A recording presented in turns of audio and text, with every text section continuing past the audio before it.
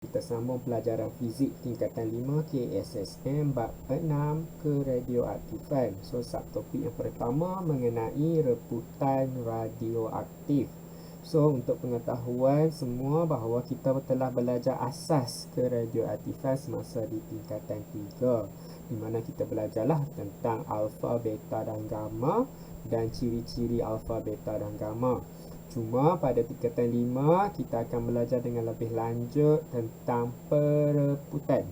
Pereputan yang menyebabkan terhasilnya zarah alfa, zarah beta dan zarah gamma. So proses itu dinamakan sebagai reputan radioaktif.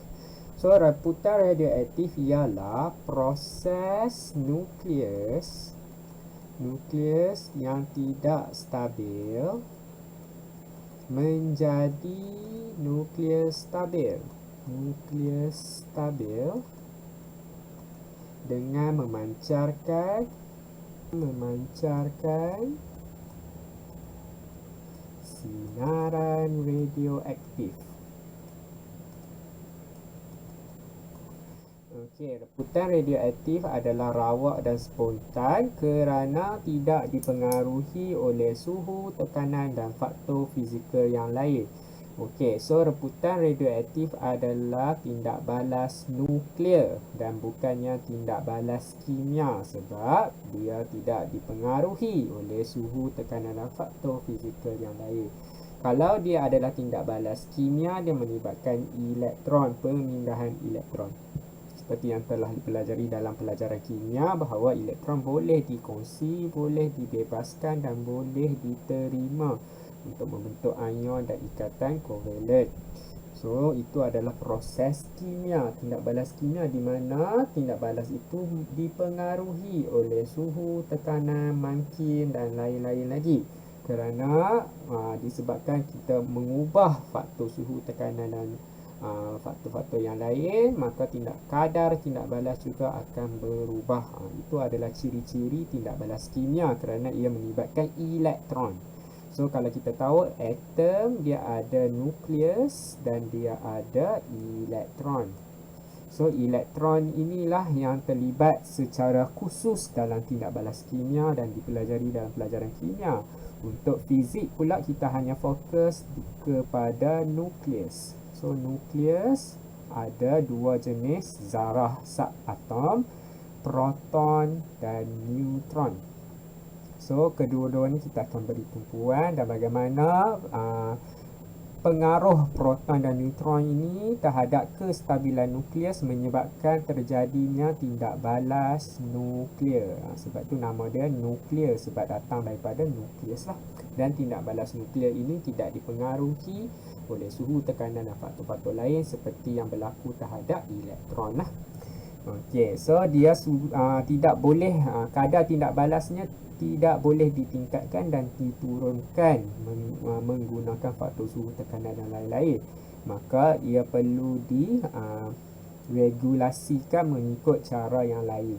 So ia tidaklah seperti tindak balas kimia. Itu sajalah yang saya nak tekankan mengenai keradioaktifan. Dia berbezalah, dia bukan tindak balas kimia, dia adalah tindak balas nuklear. Okey, so sinaran radioaktif yang terhasil yang kita akan belajar ada 3, sebenarnya ada banyak lagi. Contohnya X-ray dan lain-lain.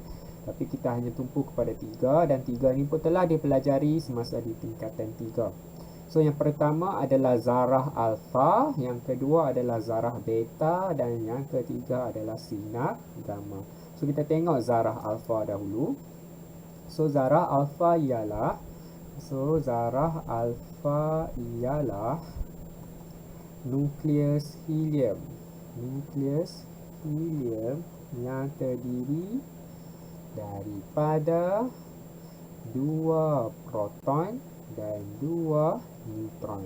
Maka kalau kita tulis simbol kimianya, nombor nukleon di atas, nombor proton di bawah. So nombor nukleon, nombor proton.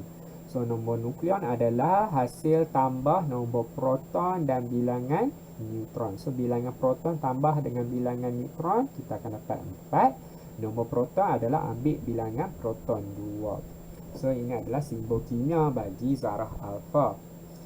So, kalau kita lihat kat sini, proses perebutan alfa atau perebutan alfa adalah jika kita ada satu unsur X di mana nombor nukleonnya A dan nombor protonnya Z, dan dia akan merebut menghasilkan alfa. Zarah alfa kita tahu helium 42. So, apakah nukleus anak? Okey, nukleus anak yang terhasil apabila dia telah membebaskan zarah alfa. So, kita namakan dia Y sementara lah. Untuk sementara kita namakan dia Y.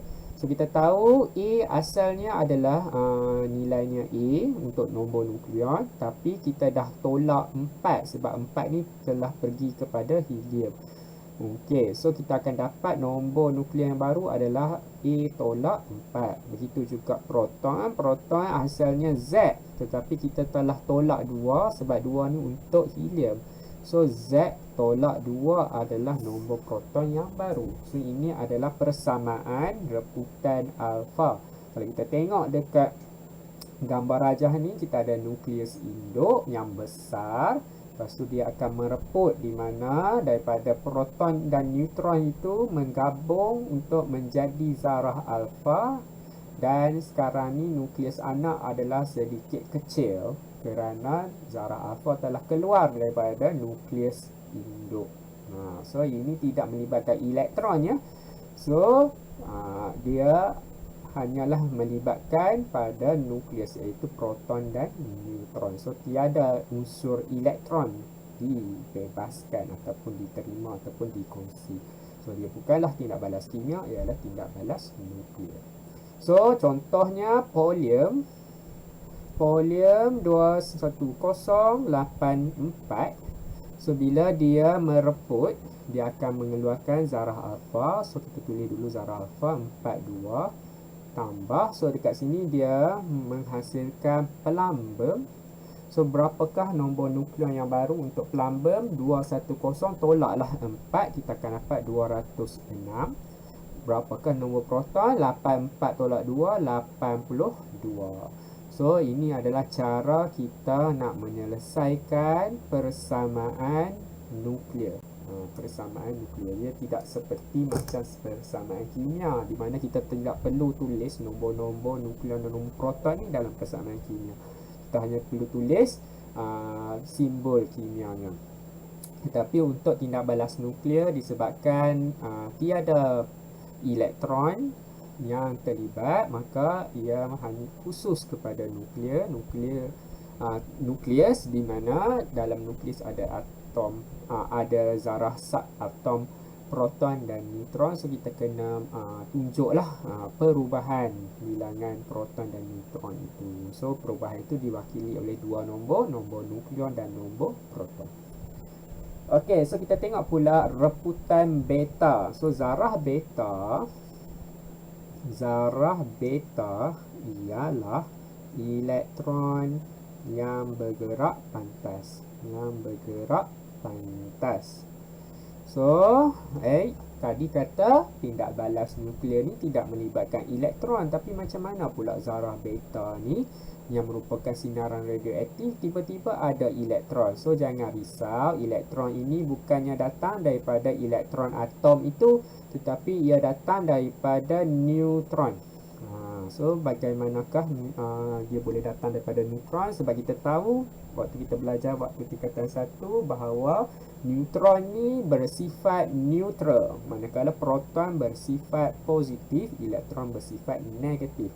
So, daripada sifat neutron yang neutral itu, kita boleh buat persamaan dia begini. So, neutron nombor nukleonnya 1 sebab dia ada 1 neutron dan 0 proton. So, nombor protonnya 0 lah. Okey, so kita tahu dia bersifat neutral, bermaksud dia ada unsur positif, dia ada unsur negatif yang dicampurkan, yang digabungkan. So, kita tahu neutron ni dia boleh berpecah menjadi proton dan elektron. Dia akan berpecah menjadi proton dan elektron. Manakala nombor nukleon bagi proton adalah 1 proton dan 0 neutron, dan nombor proton pun 1 proton lah. Tetapi untuk elektron, dia tidak mempunyai proton dan neutron. So, nombor nukleonnya kosong. Tetapi untuk menyeimbangkan persamaan ini, asalnya kosong, sekarang dah bertambah 1. So, kita tahu elektron mesti kena bubuh negatif 1. Kena letak negatif 1 supaya dia seimbang lah. 1 tolak 1 akan dapat balik kosong. Okey, so ini adalah persamaan asas bagi neutron, di mana kita discover bahawa neutron ini adalah gabungan proton dan elektron ini adalah zarah beta. Dia bukannya datang daripada petala elektron yang kita belajar dalam kimia. Dia bukan datang daripada petala-petala luar itu. Dia datang daripada nukleus, iaitu datang daripada neutron yang telah berpecah menjadi proton dan elektron. Dan elektron ini yang bergerak pantas dan menjadi zarah beta. Okey. So, untuk persamaan reputan beta, kita bermula dengan X sebagai nukleus induk, nombor nukleonnya A, nombor protonnya Z. So, kita buat anak panah dan kita tahu dia akan mengeluarkan elektron di belakang, nombor nukleon kosong, nombor proton negatif 1, hasil daripada yang kita telah temukan tadi. Lepas tu nukleus anaknya kita boleh letak Y sebagai sementara, simbol yang sementara.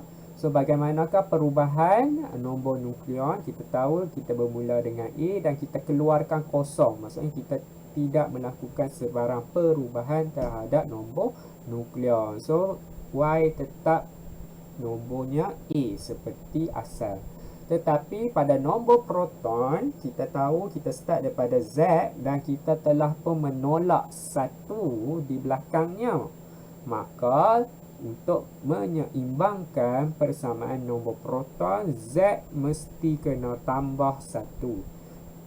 Supaya tambah 1 ini kita boleh cancel dengan tolak 1 dan kekal dengan Z, dan Z itu adalah nombor proton yang asal. So, logik ke tidak kita tambah 1? Logiklah, sebab dalam pemecahan neutron kita telah menghasilkan 1 proton yang baru. 1 proton yang baru dan 1 elektron yang baru yang telah yang bergerak pantas dan menjadi zarah beta. So, logiklah sebenarnya proton kita mesti kena tambah 1 pada akhirnya. Okey, contohnya yang diberi dekat situ adalah natrium 2411. Dia telah membebaskan 1 zarah beta, elektron kosong negatif 1, dan nukleus anaknya telah menjadi magnesium. So, kalau kita compare dekat sini 24 kosong, maka sini 24. 11 negatif 1, maka sini 12. Sebab 12 tolak 1 akan dapat balik 11. So, ini adalah persamaan nuklear bagi reputan beta. Contoh sahajalah, ada macam-macam lagi jenis reputan beta. Okey, kita tengok pula sinaran gamma. Okey, sinar gamma ialah sinaran elektromagnet. Sinaran elektromagnet yang berfrekuensi tinggi. Berfrekuensi tinggi. Okey, kalau kita belajar waktu tingkatan 4 topik gelombang elektromagnet, spektrum gelombang elektromagnet, di mana sinar gamma ialah dalam spektrum itu yang paling berfrekuensi tinggi dan panjang gelombangnya yang paling rendah. So, dia paling hujung kerana dia berfrekuensi paling tinggi, dan dia paling hujung juga kerana panjang gelombangnya yang paling rendah. So, sinar gamma ialah sinaran elektromagnet. Okey. So, dalam reputan gamma, suatu nukleus radioaktif yang tidak stabil membebaskan tenaga lebihannya untuk menjadi lebih stabil. Seperti yang kita nampak dalam gambar ni lah. So, dia sebenarnya tidak membebaskan apa-apa daripada nukleus itu. Contohnya, proton dan neutron tu masih sama bilangannya. cuma tenaga, tenaganya berkurang. Tenaga itu telah bertukar menjadi sinar gamma. So, tenaga yang lebih semasa dalam keadaan teruja, excited state lah, teruja. So, sekarang ni nukleus tu telah pun telah kurang tenaganya daripada yang asal, dan tenaga yang kurang itu yang telah dibebaskan itu ditukarkan menjadi sinar gamma, iaitu sinaran elektromagnet yang berfrekuensi tinggi. So, tiada perubahan dari segi bilangan proton dan bilangan neutron. So, dia punya persamaan nuklearnya kita start daripada X, A, Z, dan kita telah membebaskan sinaran gamma di belakang. Kalau kita nak tulis nombor pun boleh, 00. Tak payah tulis pun tak apa, sebab dia ada makna lah 00 ni.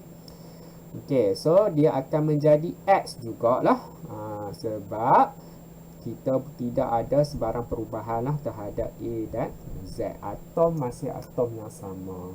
So, tiadalah nukleus anak ke nukleus induk dalam sinaran gamma.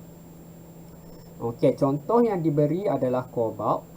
Kobalt 6027 membebaskan sinaran gamma dekat belakang, dan dia akan menjadi kobalt 60 dan 27 jugalah, tiada perubahan. Cuma tenaganya sedikit berkurang daripada yang asal.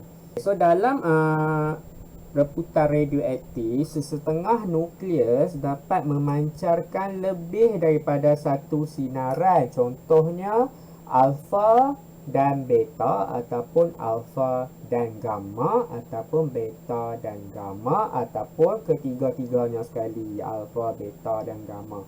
So, tak semestinya terhad kepada satu jenis reputan. So, contoh persamaan reputan dekat sini, uranium mereput menjadi thorium, helium. So, helium ni kita tahu zarah alfa, dan pada masa yang sama dia membebaskan sinar gamma. So, dekat sini kita tak bolehlah cakap dia adalah reputan alfa semata-mata, dia juga adalah reputan gamma juga. Okey, kalau kita tengok persamaan ni yang panjang ni, sebenarnya kita boleh tulis kepada bentuk yang lebih ringkas. So, uranium kepada thorium, dan di atas anak panah kita boleh tulis alfa dan gamma. Okay, so kita tengok pula konsep separuh hayat. Separuh hayat T-half ialah masa yang diambil untuk separuh daripada bilangan asal nukleus radioaktif bagi suatu sampel radioaktif mereput. So, yang ni pun telah dipelajari semasa di tingkatan 3. So, tiada apa-apa yang baru, cuma kita belajar siri reputan lah untuk tingkatan 5. So, separuh hayat ni konsepnya adalah berapa lama masa yang perlu diambil oleh sesuatu nukleus yang berradioaktif untuk mereput menjadi separuh daripada bilangan asalnya. Okey, so kalau asalnya 100%, so bila dia mereput jadi 50%, so berapa lama masa itu? So, itu dipanggil half-life ataupun separuh hayat. So, kita tahu semasa di tingkatan 3 bahawa separuh hayat ni jangka masanya tetap. So, kalau 50 nak jadi separuh, iaitu 25%, masih lagi menggunakan separuh hayat yang sama. Contohnya kalau 5 tahun, 5 tahun jugalah daripada 50% nak jadi 25%, dan seterusnya. Masih menggunakan nilai ataupun jangka masa separuh hayat yang sama. Apabila suatu nukleus radioaktif yang tidak stabil mereput, nukleus baharu, iaitu nukleus anaknya yang terbentuk juga mungkin tak stabil. So, apa yang akan berlaku, nukleus baharu tu pun dia akan mengalami suatu siri reputan yang berterusan, sehinggalah nukleus yang stabil akhirnya terbentuk. Okey, so dia tidak berhenti kepada satu jenis reputan sahaja. So, dia akan berterusan sampailah reputan itu berakhir kepada satu nukleus yang stabil. So ini kita panggil siri reputan uranium 238 lah. So dekat sini kita tengok uranium 238 yang asal itu membebaskan zarah alfa. So dia adalah mengalami reputan alfa menjadi thorium. Thorium membebaskan beta, zarah beta menjadi protactinium. Okey, protactinium membebaskan zarah beta menjadi uranium, tapi kali ini uranium 234. So uranium membebaskan alfa menjadi thorium. Thorium kali ini 230. So thorium membebaskan alfa menjadi radium. Lepas tu membebaskan alfa menjadi radium lagi. Radium alfa membebaskan alfa menjadi polonium. Polonium menjadi plumbum. Plumbum membebaskan beta dan gamma menjadi bismut. Bismut, beta, gamma menjadi polonium. Polonium alfa menjadi plumbum. Plumbum beta menjadi bismut. Bismut beta menjadi polonium. Dan akhirnya membebaskan zarah alfa menjadi plumbum yang stabil. Okey, so ini adalah siri reputan. So kita tengok galeri maklumat. Bahan radioaktif lazimnya disimpan dalam bekas tebal yang tertutup, diperbuat daripada plumbum untuk tujuan keselamatan. Dan kita telah belajar waktu tingkatan 3, kita ada kuasa penembusan, di mana kertas, aluminium, plumbum. Okey, kertas, aluminium, plumbum. Kalau dia zarah alfa, kuasa penembusannya rendah, maka dia akan terberhenti pada lapisan kertas. Kalau dia beta, dia sedikit kuat dan dia akan berhenti pada lapisan aluminium. Gamma adalah kuasa penembusan yang paling tinggi dan dia akan berhenti pada plumbum.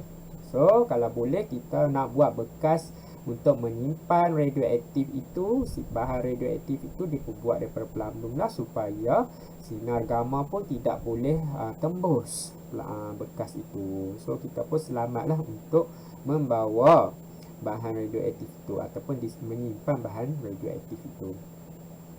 Okey, radioisotop ialah isotop dengan nukleus tidak stabil yang boleh memancarkan sinaran radioaktif. Contohnya dekat sini kita nampaklah, ini dalam siri reputan ni kita nampak ada pelbagai versi atom yang sama. Contohnya uranium 238, uranium 234. So dua-dua ni adalah radioisotop. Kenapa nama dia isotop? Sebab nombor protonnya sama, tetapi nombor nukleon yang berbeza. So kita namakan dia isotop. Kenapa dia radioisotop? Sebab dia tidak stabil. Kalau macam mana kita tahu dia tidak stabil? Sebab kita tahulah lepas uranium 238 dia akan membebaskan zarah alfa untuk menjadi thorium. So memang tak stabil lah. Dan uranium 234 ni pun tak stabil juga, sebab dia akan membebaskan zarah alfa juga untuk menjadi thorium 230. Begitu juga dengan thorium 234 dengan 230 ni pun adalah radioisotop. Radon dengan radon ni 226 dengan 222 pun radioisotop. Polonium dengan polonium 218-214 pun radioisotop. Plumbum 214, plumbum 210, plumbum 206. Okey, so yang mana satu radioisotop? Plumbum 214 dengan 210 saja radioisotop. Tetapi plumbum 206 ni apakah hubungan dia dengan yang lain? Dia adalah isotop sahajalah. Dia tidak menjadi radioisotop sebab dia tidak membebaskan sinaran radioaktif lagi, sebab dia dah stabil. So kita tak panggil lah dia radioisotop, kita hanya panggil dia isotop sahaja. Okey, so kita tengok penentuan usia batu granit ini. So uranium tadi tu adalah satu bahan yang common lah digunakan untuk menentukan usia batu, kerana dia punya separuh hayat dia, masa dia sangat panjang, iaitu kira-kira 5,000 juta tahun.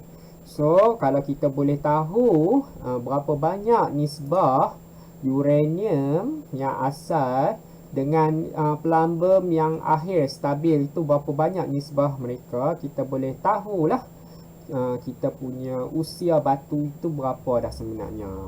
So dia berdasarkan kalau kita jumlahkan alfa, beta apa semua ni sampailah alfa sini, kita akan dapat 5 juta tahun. Kalaulah bilangan pelambam ni 50%, kan 50%, maksudnya 100% menjadi 50% lah daripada keseluruhan uranium itu, daripada keseluruhan batu itu. Maksudnya 50% pelambam, 50% uranium. Maka kita tahu usia batu itu telah mencapai 5 juta tahun. Okey. Kalau kita ukur bilangan uranium telah menjadi 25%, kita tahu 5 juta tambah 5 juta lah 10 juta tahun. Begitulah kita boleh menentukan usia batu granit ataupun usia untuk bahan arkeologi. Arkeologi yang kita buat melalui lapangan, kaedah lapangan, di mana kita boleh menentukan usia fosil ataupun tulang-tulang melalui nisbah karbon, nisbah karbon 13 dan karbon 12 yang terdapat di dalam fosil ataupun tulang itu. So kalau nisbahnya 50%, kita tahulah berapa usianya berdasarkan maklumat yang kita peroleh melalui separuh hayat karbon. Okey, so info celik, keaktifan sampel radioaktif berkadar terus dengan bilangan nukleus radioaktif yang terdapat dalam sampel pada ketika itu. So keaktifan ini bermaksud jika kita ada satu bahan radioaktif ataupun nukleus radioaktif yang tidak stabil. So keaktifan itu menunjukkan bahawa keupayaan bahan radioaktif itu, sampel radioaktif itu membebaskan sinaran radioaktif. So kalau bilangan nukleus yang tidak stabil itu masih banyak, maka kita tahu keaktifannya masih tinggi. So dia berkadar terus dengan bilangan nukleus radioaktif. So ini betul lah statement ni. So keaktifan suatu sampel radioaktif ialah reputan per saat. So kita boleh kira lah keaktifan itu melalui berapa banyak dah reput dalam satu masa, iaitu per saat lah, iaitu bilangan zarah radioaktif yang dipancarkan sesaat. So itu adalah keaktifan. Dan benda ni pun telah dipelajari di tingkatan 3 lah, konsep keaktifan itu, di mana kita ada dua jenis unit. Kita tahu bahawa kita ada dua jenis unit keaktifan yang telah dipelajari semasa di tingkatan 3, Becquerel dengan Curie, di mana kita boleh ubahlah unit antara Becquerel dengan Curie itu. Okey, konsep separuh hayat juga boleh dinyatakan dalam bentuk siri reputan seperti yang berikut. So asal N0 jadi separuh, N0 half lah. So N0 separuh jadi suku, N0 over 4. So N0 per 4 ini jadi lagi separuh daripada dia, jadi N0 over 8. Dan setiap kali dia menjadi separuh itu adalah separuh hayat yang sama nilainya. Okey, so kalau kita boleh kira berapa banyak yang telah dibahagi 2, so dia adalah 1/2 kuasa N lah. So 1/2 kuasa N, kalau dia tidak dibelah lagi, tidak menjadi bahagi 2 lagi, tidak mencapai separuh hayat lagi, kita boleh masukkan nilai kosong untuk N. Kita tahu apa-apa nombor kuasa kosong adalah 1, dan 1 darab dengan N kosong, N0, dia akan jadi N0. So ni adalah nilai asal. Dan kalau dia telah mengalami separuh hayat yang pertama, 1/2, kita masukkan kuasa 1 lah, dan darab dengan N0, dia akan jadi N0/2. Dan begitulah seterusnya. Okey, so kita tengok konsep dalam jadual ini. Keadaan asal N0, bilangan nukleus radioaktif yang belum mereput. So apabila dia menjalani separuh hayat yang pertama, dia telah berkurang menjadi setengah, dan bilangan nukleus radioaktif yang telah mereput kosong asalnya. Sekarang ni yang telah mereput pun setengah. Okey. Lepas tu bila dia mengalami Separuh hayat yang kedua, dia telah menjadi suku yang belum mereput, tetapi yang telah mereput 3 suku. Okey. Separuh hayat yang ketiga 1/8. Separuh hayat ketiga yang telah mereput adalah 7/8. Dan begitulah sehinggalah separuh hayat yang kelima ni. Dan kita boleh visualkan keadaan itu berdasarkan gambar rajah ni lah. Kita ada full yang belum mereput, lepas tu menjadi tinggal setengah, setengah tinggal suku, suku tinggal 1/8, 1/8 tinggal 1/16 dan akhirnya tinggal 31/32. Dan dia akan berterusan lah sehingga semuanya telah mereput. Okey, so tindak jangka masa yang diambil daripada 100% menjadi 50% adalah separuh hayat yang pertama, separuh hayat yang kedua, separuh hayat ketiga, 4 dan yang kelima, dan jangka masanya tetap tidak berubah. Okay, dan kita boleh wakilkan si reputan tadi ni melalui graf lengkung. So graf lengkung bagi reputan radioaktif dia berbentuk lengkung macam ni. Start dengan nilai asal N0, dia akan turun kepada N0 setengah pada separuh hayat yang pertama, suku pada separuh hayat yang kedua, per 8, N0/8 pada separuh hayat yang ketiga. Dan kita boleh compare, banding bezakan antara dua jenis reputan. Kalau kita nampak lengkung itu mempunyai separuh hayat yang lebih kecil berbanding yang lagi satu, maka kita tahu bahawa yang lengkung oranye ni mengalami kadar reputan yang lebih tinggi berbanding yang hijau. Okey, so kita boleh banding berdasarkan separuh hayat lah. Tak perlu kita tengok lengkung radioaktif pun tak apa. Tak payah tengok graf lengkung, kita hanya compare keaktifan ataupun kadar reputan berdasarkan nilai separuh hayat. Separuh hayat yang lebih kecil maksudnya lebih tinggilah kadar reputannya. Okey, contoh satu, suatu sampel bahan radioaktif yang disimpan di dalam makmal mempunyai keaktifan awal 480 S-1. Jika separuh hayatnya ialah 6 minit, berapakah keaktifannya selepas 30 minit? So kita boleh buat beginilah. Keaktifan awalnya 480, selepas separuh hayat yang pertama 6 minit, dia akan menjadi 240 sebab 480 bahagi 2 lah, 240. Okey, so separuh hayat yang kedua lagi 6 minit, dia akan jadi 120. So jumlah masa sekarang ni adalah 12 minit. Kita nak sampai 30 minit. So macam mana kita nak buat? Kita boleh buat macam ni lah. So X T half sama dengan 30 minit. Dan satu separuh hayat adalah 6 minit. So 6 darab X sama dengan 30. X adalah 30 bahagi 6. Kita akan dapat 5 kali separuh hayat. So kita kena ulang pembahagian kita sebanyak 5 kali. So 120, 6 minit lagi dia akan jadi 60. 60 lagi 6 minit dia akan jadi 30. So 1, 2, 3, 4 lagi yang terakhir 6 minit lagi dia akan jadi 15 per saat. So ini adalah jawapannya 15 per saat. Ini adalah kaedah yang pertama di mana kita buat siri reputan. Kaedah yang kedua kita boleh gunalah formula 1/2 5 kuasa 5 darab dengan yang asal 480, dan jawapannya kita akan dapat 15 per saat juga nanti.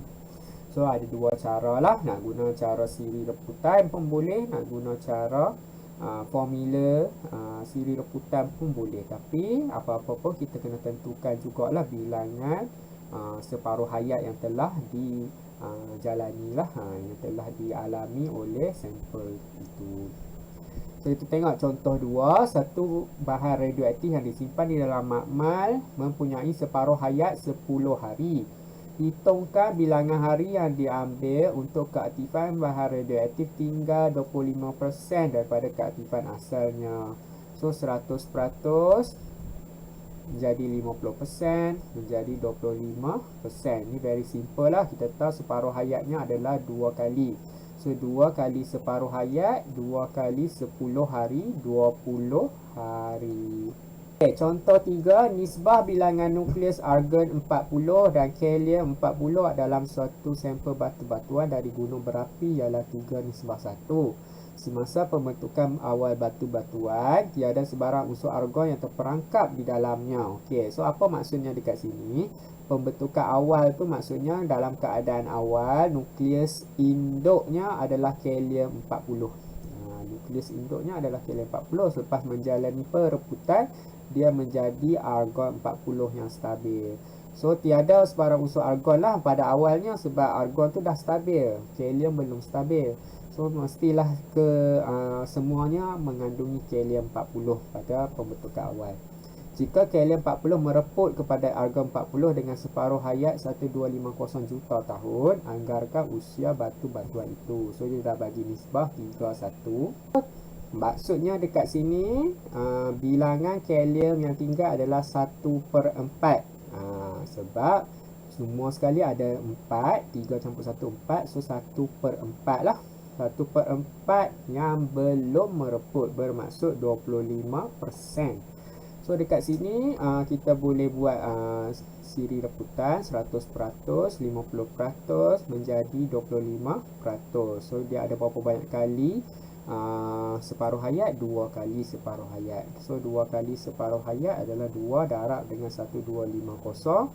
Dia akan menjadi 1500 juta tahun. Praktis formatis 6.1, lengkapkan persamaan reputan radioaktif. Kenal pasti A, B dan C. So A, radium 22888 menjadi A tambah elektron kosong negatif 1. Okey, so ni adalah reputan beta. So 228 kosong, maksudnya dekat sini tiada perubahan lah, 228. Yang bawah 88 jadi negatif 1 kat belakang ni, maksudnya kita kena tambah 1, 89. So 89 tolak 1 dapat balik 88. So apakah atom 22889E ni? Kita kena tengok periodic table ataupun jadual berkala unsur. So kalau tak ada, boleh buka buku teks kimia pun tak apa. Buku teks kimia tingkatan 5 ke, tingkatan 4 ke, yang mana-mana ada lah. Kita boleh buka muka surat belakang dia tu, ada lah jadual berkala unsur. Ataupun kalau tak ada buku teks sekarang ni, kita boleh google sebenarnya. Boleh google lah. Type saja bilangan proton itu. Nombor proton saja yang kita perlukan untuk menentukan identiti A. Sebab bilangan proton ni adalah nombor atom. Dikenali sebagai nombor atom sebab dia merupakan identiti. Kalau nombor nukleon ini adalah nombor jisim sebab dia menunjukkan berat. Berat A itu. Tetapi untuk nombor proton dia menentukan identiti, kita panggil dia nombor atom jugalah selain daripada nombor proton. So kalau kita tengok dekat periodic table tu, jadual berkala unsur, unsur yang 89 nombor protonnya adalah yttrium. Y. So kita tulis 228. Okey, so itu adalah yttrium nama dia. Okey, untuk B, polonium. Polonium 20984 menjadi plumbum 20582 tambah B. So kita kenal B itu apa sebenarnya. So daripada 209 jadi 205, maksudnya telah berkurang 4. So kat sini B 4 lah. 84 turun 82 berkurang 2. So nombor protonnya 2. So kita tahulah pattern 42 ni sebenarnya helium 42. So ni adalah jawapan untuk B. Okay, C. Kalau dekat sini kita nampak proton tambah elektron. So kita tahulah sebenarnya C ni adalah neutron 1, 0. Yang ni saya dah tunjuk awal tadi. Neutron adalah gabungan proton dan elektron sebenarnya. Okay, nombor 2. Suatu siri reputan sumber radioaktif ialah uranium 23892 menjadi menjadi 206 plumbum 82. So dekat ini soalan dia suruh kita tentukan bilangan zarah alfa dan beta yang telah dipancarkan. Kalau soalan tanya bilangan sinar gamma, kita tak tahulah. Sebab gamma dia tidak mengalami perubahan pada nukleus, terutamanya pada proton dan neutron. Bilangan ni tidak berubah, so kita tak boleh agak berapa banyak bilangan sinar gamma dipancarkan. Tapi kalau bilangan zarah alfa dan beta kita boleh kira lah, sebab dia directly ubah nombor nukleon dan nombor proton. So dekat sini macam mana kita nak buat? Okey, so kita tulis dululah 238 92 adalah nukleus induknya. Dia akan menjadi plumbum 20682, nukleus anak yang terakhir, nukleus yang paling stabil. Dan kita tulis zarah alfa kita 42, zarah beta kita 0 negatif 1, dan kita tulis dekat depan helium ni X mewakili bilangan alfa, Y mewakili bilangan beta. So kalau kita selesaikan, X dan Y ni adalah persamaan serentak lah. So kita kena tengok nombor di atas dahulu, nombor nukleon 238 sama dengan 206 tambah 4 darab X. So 4X tambah 0 darab Y, 0Y lah. So dia akan jadi 238 sama dengan 206 tambah 4X. So kita tahu ni persamaan linear sahaja yang mudah, kita boleh selesaikan. 238 tolak 206 sama dengan 4X. 238 tolak 206 ialah 32. So 4X, X adalah 32 bahagi 4, 8. So kita tahu bilangan zarah alfa adalah 8. Zarah alfa. Okey, beta macam mana pula? So sama saja, kita tengok pula persamaan di bawah, iaitu nombor proton. 92 sama dengan 82 tambah 2X tambah negatif darab Y. So negatif Y lah, tolak Y.